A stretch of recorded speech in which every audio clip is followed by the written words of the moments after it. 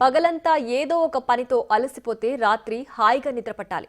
కానీ భారతీయుల్లో నిద్ర కరువవుతోందని ఇటీవల అధ్యయనాలు చెప్తున్నాయి. ఎంతగా అంటే దాదాపు 69.8% మంది భారతీయులకు సరైన నిద్ర లేదట. అయితే పగలంతా ఏం చేసినా చెయ్యకపోయినా అలసిపోతున్నామనే ఫీలింగ్ రావడం కూడా నిద్రలేమి వల్లనే అని నివేదికలు చెప్తున్నాయి. ఏంటి విచిత్రమైన పరిస్థితి అనుకుంటున్నారా? అవును, ఇది నిజం. ప్రపంచంలో జపాన్ తర్వాత నిద్రలేమితో బాధపడుతున్న రెండవ దేశంగా భారత్ ఉంది.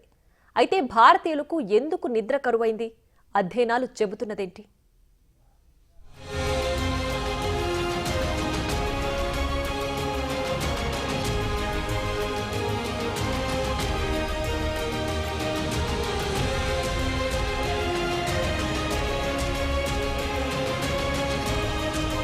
మనిషికి శ్వాస తీసుకోవడం, ఆకలి, దాహం వంటివి ఎంత ముఖ్యమో నిద్ర కూడా అంతే ముఖ్యం. నిద్ర అనేది మనిషి గర్భంలో ఉన్నప్పటి నుండి మానవ శరీరంలో జీవశాస్త్రపరంగా కలిసిపోయిన అంశం. అయితే కొందరికి నిద్రపోవడానికి సమయం ఉండకపోవచ్చు, కొందరికి సమయం ఉన్నా నిద్ర పట్టకపోవచ్చు, ఇంకొందరైతే నిద్ర పోకపోవచ్చు. కారణాలు ఏవైనా నిద్రకు పెద్దగా ప్రాధాన్యత ఇవ్వని రోజుల్లో మనిషి బతుకుతున్నాడు అన్నది నిజం. అలాగే ఉబ్బిన కళ్ళు, కళ్ళ చుట్టూ నల్లని వలయాలు, ముడతపడిన చర్మం వంటివి కూడా సాధారణంగా మారాయి. నిజానికి కనీస నిద్రకు కూడా కొంతమంది దూరంగా ఉంటున్నారు. ఇక మంచి నిద్ర అనేది దాదాపు సగం మందికి పైగా అందట్లేదు. దీనితోనే భారతదేశంలో చాలా మంది శరీర సామర్థ్యాన్ని పూర్తిగా నాశనం చేసుకుంటున్నారని పరిశోధకులు చెబుతున్నారు. ఒక విధంగా మంచి నిద్ర అనేది విలాసవంతంగా మారిన పరిస్థితి కనిపిస్తోంది.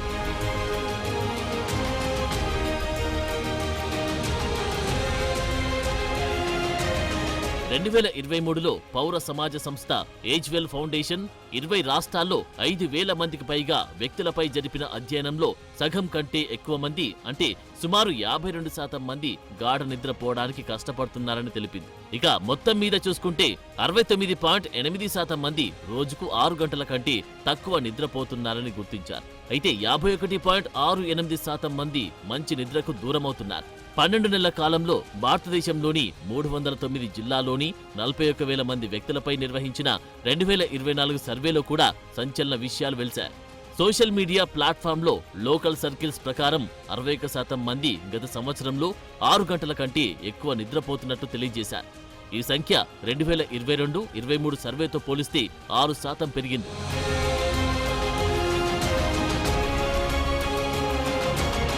ఈ సర్వే నిర్వహించిన పరిశోధకులు సోషల్ నెట్వర్కింగ్ సైట్ అయిన రీసెర్చ్ గేట్లో దీనికి సంబంధించిన పరిశోధన పత్రాన్ని ప్రచురించారు. ఈ పరిశోధన భారతదేశంలో 100 మందికి సంబంధించి నిద్ర అధ్యయనాలు సమీక్షించింది. ఈ స్టడీ ప్రకారం ప్రతి 4 భారతీయుల్లో ఒకరు నిద్రలేమితో బాధపడుతున్నారు అని తెలిపింది. దాదాపు సగం మంది భారతీయ జనాభా నిద్ర సమస్యలతో బాధపడుతున్నారు అని నిర్ధారించారు. కొందరు నిద్రపోతున్నప్పటికీ ప్రతిరోజు క్రమంగా ఒక నిర్దిష్ట సమయాన్ని కేటాయించట్లేదని, దానివల్ల కూడా నిద్ర సమస్యలు తలెత్తుతున్నట్లు పరిశోధకులు గమనించారు. ఇక ఇందులో సగం మందికి పైగా స్మార్ట్ ఫోన్, ఓటీటీ వేదికలు, టీవీలు, కంప్యూటర్ల వంటి వాటితో ఎక్కువ గడపడం వల్ల నిద్రకు దూరమవుతున్నట్టు తేలింది. ఓటీటీ కారణంగా 54% మంది ఆలస్యంగా నిద్రపోతుంటే 88% మంది పడుకునే ముందు ఫోన్లను ఉపయోగించడం వల్ల నిద్రలేమిని తెచ్చుకుంటున్నారు.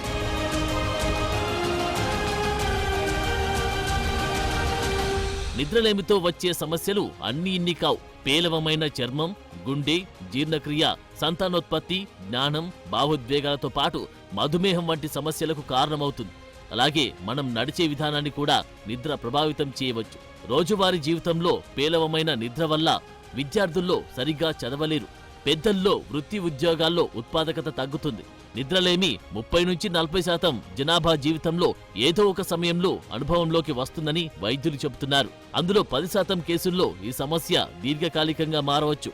అలా కాకుండా సుమారు 10% మంది పారాస్నోమియా అంటే నిద్రలో మాట్లాడడం, నిద్రలో నడవడం, పీడకలలు, రాత్రి భయాందోళనలు వంటి సమస్యలు కూడా ఎదుర్కొంటున్నారు. ఇక 2-4% మందికి అబ్స్ట్రాక్టివ్ స్లీప్ ఆప్నియా ఉంది. అంటే గురక, శ్వాస తీసుకోవడంలో ఇబ్బందులు, నాణ్యత లేని నిద్రతో కూడిన శ్వాసకోశ స్థితి ఉంటుంది. ఈ పరిస్థితి తర్వాత నార్కోలెప్సీ అంటే రోజులో మగతగా చేస్తుంది. ఒక్కోసారి ఇది హైపర్స్నోమియాకు దారితీస్తుంది. అంటే అధిక నిద్రకు కూడా కారణమవుతుంది.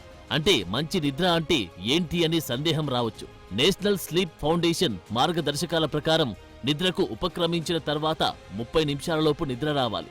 అలాగే నిద్రమత్తులో లేస్తే 5 నిమిషాల కంటే ఎక్కువసేపు మెలకువగా ఉండకూడదు. వెంటనే తిరిగి నిద్రపోవాలి.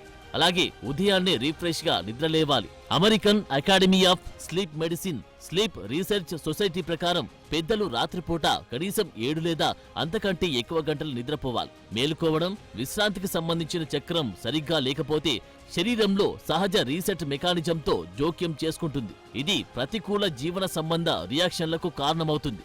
ఇక్కడ నిద్ర అంటే కేవలం విశ్రాంతి తీసుకోవడం కాదనేది అర్థం చేసుకోవాలి. మంచి నిద్ర అనేది శరీరంలో శక్తి నిల్వను నియంత్రించడంలో సహాయపడుతుంది. మన దేహాన్ని సెల్ఫ్ రిపేర్ చేస్తుంది. అందుకే అనారోగ్యంతో ఉన్నవారు తగినంత నిద్రపోవాలని డాక్టర్లు సూచిస్తారు.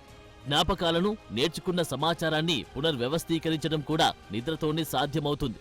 ఇక ఇవన్నీ చేయడానికి శరీరాన్ని అనుమతించకపోతే ఇది కాలక్రమేణా శారీరకంగా, మానసికంగా బలహీనతకు కారణమవుతుంది.